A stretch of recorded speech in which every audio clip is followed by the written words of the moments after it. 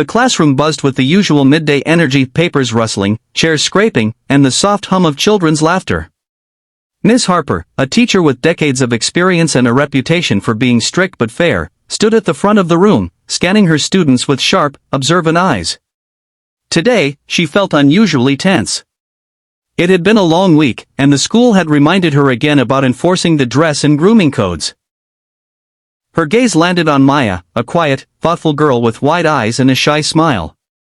Maya loved school but always kept to herself, her small hands twisting the ends of her long, curly hair as she tried to focus on her math worksheet. Ms. Harper's heart softened for a moment at the innocence before her, but duty pulled her attention elsewhere. A twinge of frustration struck her as she thought about the rules. She knew she needed to act, but in the flurry of students, her eyes mistakenly fell on Maya instead of Jasmine, another girl who had actually been warned earlier about her hair. Maya's curls bounced as she lowered her head, completely unaware that she was now the focus of Ms. Harper's disapproval. "Maya," Ms. Harper called, her voice firm but not unkind, "you know the rules about hair in class. You'll need to have it trimmed." Maya's chest tightened. Her stomach knotted. She opened her mouth to protest, but no words came. The other children turned, their eyes widening. Some whispered, others simply watched in silence. Maya's heart pounded in her ears, a mix of fear, confusion, and embarrassment washing over her. She couldn't understand why she was being singled out. The room grew quiet as Ms. Harper retrieved the scissors from her desk. Maya's fingers fidgeted nervously in her lap. Every snip of the scissors in her mind sounded like a countdown, a moment suspended between innocence and punishment. She glanced around the room, desperate for a lifeline, a glance from a friend, a smile of reassurance, but found only a sea of curious, expectant faces. In that instant, time seemed to stretch, the world narrowing to the sharp edge of scissors and the small, trembling figure of Maya. The tension was palpable, a mixture of authority, fear, and an unspoken question, would justice or kindness prevail in the next few moments? Ms. Harper's hand trembled slightly as she held the scissors, though she didn't notice. Her mind was focused on enforcing the rules, on doing her job correctly, on making sure the classroom knew that rules mattered. Maya sat frozen in her chair, her small hands clenched tightly in her lap, eyes wide as the teacher approached. She opened her mouth to speak, to explain, but the words caught in her throat. Fear had rendered her silent. "Hold still, Ms. Harper said, her voice a mix of firmness and concern. Maya nodded, barely breathing, feeling the weight of the room pressing down on her. Her classmates watched silently, some with curiosity, some with empathy, none daring to interrupt. Then the scissors came down. Snip. Maya flinched. Snip. Another lock fell to the floor. But then, Ms. Harper froze. Something was off. The hair in her hand wasn't Maya's, her eyes widened in horror as she realized the truth. It was Jasmine, the other girl who had been warned earlier. Panic bubbled in her chest. She had made a terrible mistake. Jasmine's eyes filled with tears. Ms. Harper. Stop. That's not. But her voice cracked before she could finish. Her beautiful, carefully styled hair had been cut without warning, and now fragments of it lay scattered across the floor. Maya's confusion deepened as she watched Jasmine's distress. She felt a strange mixture of guilt and relief. Guilt for not speaking up sooner, relief that it wasn't her own hair being snipped. The classroom had fallen silent, the only sound the quiet sobs of Jasmine and the soft click of scissors settling back into Ms. Harper's hands. I'm so sorry," Ms. Harper stammered, her face flushing with shame. She knelt beside Jasmine, trying to comfort her. "I didn't. I thought," words failed her. She realized the weight of her authority and how quickly it could become a source of pain. The students shifted uncomfortably, some looking down, some whispering to one another. Maya felt a lump in her throat. She wanted to do something, to make it right, but wasn't sure what. She glanced at Jasmine, who sat frozen and tearful, and knew that something needed to be done. In that moment, the classroom transformed. It was no longer just a place for rules and lessons. It had become a stage where innocence, authority, and mistakes collided, and where compassion would soon need to take center stage. The tension hung thick, as if the very air were waiting for a single act of kindness to tip the scales. The bell rang, signaling the end of the school day, but the classroom didn't immediately empty. Miss Harper stood frozen, the scissors still trembling slightly in her hand, unsure of how she would explain the mistake. She had already imagined every possible consequence in her mind, each more terrifying than the last. What if Jasmine's parents were furious? What if they demanded disciplinary action, or worse, called the principal? Footsteps echoed in the hallway. A tall man entered the classroom, exuding quiet authority. His eyes, calm but piercing, scanned the room, landing on Jasmine. She stiffened, clutching her backpack straps, her teary face hidden behind a strand of now short hair. "Jasmine?" he asked gently, his voice steady but warm. "Yes, Dad," she whispered, her voice trembling. Ms. Harper's stomach tightened. The man looked ordinary in his casual blazer and glasses, but there was an unmistakable aura of command in the way he moved and spoke. She braced herself for anger, for a lecture that would shake her to her core. "I understand what happened," he said, addressing Ms. Harper with calm authority. "But first, I want to hear my daughter's side." Jasmine's voice wavered as she recounted the morning, the confusion, the scissors, the fear. Ms. Harper listened silently, ashamed, while Maya, still seated nearby, held her breath, uncertain what would come next. When Jasmine finished, the man's gaze shifted to Ms. Harper. There was no rage in his eyes, no condemnation. Instead, there was understanding, a recognition that mistakes happen, and that intentions matter.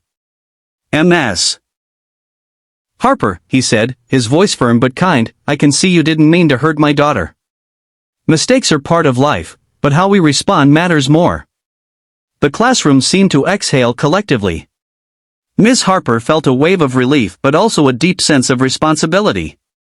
She nodded, words failing her, realizing that this man was not just Jasmine's father, he was someone who held a position of great power, yet chose compassion over confrontation. Maya, watching quietly, felt something shift inside her.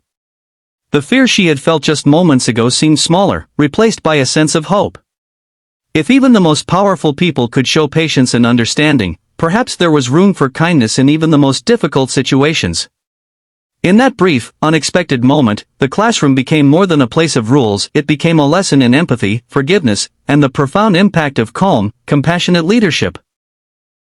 The next morning, the classroom felt different.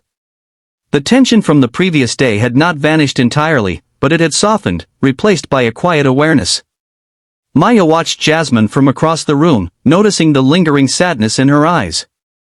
She could still see the tears, the way Jasmine's fingers absent-mindedly touched the shorter strands of her hair, as if checking to make sure it was still hers. Maya's heart ached. She had been so afraid yesterday, so paralyzed by fear and confusion, that she hadn't spoken up. But now, she realized that courage didn't have to be loud. Sometimes, it was quiet. Sometimes, it was small. During recess, Maya gathered a few colored beads she had in her backpack and began threading them onto a thin string. Each bead was chosen carefully, a mix of blues and yellows, colors she hoped would make Jasmine smile. Her fingers worked methodically, weaving the tiny pieces together, each knot a silent message, "I see you. I care." When she approached Jasmine, her heart pounded. "I made this for you," Maya said softly, holding out the bracelet. Jasmine looked at her, startled. Her lips trembled, and for a moment, she didn't speak. Then, slowly, a small smile appeared. "Thank you," Jasmine whispered. She slipped the bracelet onto her wrist and looked at Maya with a mixture of surprise and gratitude. The act was simple, almost insignificant in the grand scheme of the day, but it was powerful. It bridged a gap of fear, embarrassment, and misunderstanding with something pure, kindness. Across the room, Jasmine's father noticed the exchange when he came to drop her off again. He paused, watching the girls quietly. "See that," he said gently. "That's courage and empathy in its purest form. Not everyone has the strength to reach out, but she did." Maya felt a warmth spread through her chest, a quiet confidence that perhaps she had made a difference. Jasmine's smile lingered longer than it had in days, and for a brief, shining moment, the weight of yesterday's mistake felt lighter. The judge's words echoed in Maya's mind. Sometimes the smallest acts of compassion create the biggest change. In that moment, the classroom, once a place of fear and tension, transformed into a space of hope. Empathy had taken root, subtle but powerful, proving that one act of kindness could ripple outward, touching hearts far beyond what anyone could see. A week had passed since the mistaken haircut, but the classroom felt lighter now. The incident that had once filled the room with tension and fear had become a quiet lesson in empathy, understanding, and the power of small gestures. Maya and Jasmine, once simply classmates, now shared a bond that went beyond shared desks and worksheets. Maya noticed Jasmine laughing for the first time since the haircut, the bracelet still snug on her wrist, glinting in the sunlight streaming through the windows. It wasn't just a piece of string and beads, it was a symbol of courage, of friendship, and of the simple truth that kindness could heal even the sting of embarrassment. Ms. Harper, observing from her desk, felt a pang of reflection. The mistake she had feared would define her had instead transformed her. She realized that teaching wasn't just about rules or discipline, it was about listening, understanding, and nurturing the humanity in each child. She approached Maya and Jasmine with a gentle smile. "I've learned something important this week," she said softly. "Sometimes we need to pause, to really see each other, before we act. And sometimes, a small act of kindness can mean more than we realize." The girls nodded, their eyes shining with understanding. The rest of the class, who had witnessed the unfolding friendship and the quiet lessons of empathy, seemed to sense the shift as well. There was a newfound respect, not just for the rules, but for the people behind them, the friends, the classmates, and even the teachers who were learning alongside them. Later that day, as Maya packed her bag, she glanced at Jasmine. "I'm glad we're friends," she said simply. Jasmine smiled, squeezing Maya's hand. "Me too," she replied. And in that simple exchange, a deep, lasting connection was affirmed. Ms. Harper watched them go, feeling a swell of hope. She understood that the classroom was more than a place of learning, it was a place where compassion could ripple outward, where mistakes could become lessons, and where the smallest gestures could transform hearts. As the final bell rang, the room seemed to shimmer with possibility. Maya and Jasmine walked out together, laughing softly, the bracelet catching the light. The story of a mistaken haircut had become a story of courage, empathy, and friendship, a reminder that even in the smallest acts of humanity, there lies the power to change lives. In that classroom, in that moment, hope wasn't just a word, it was living, breathing, and unmistakably real.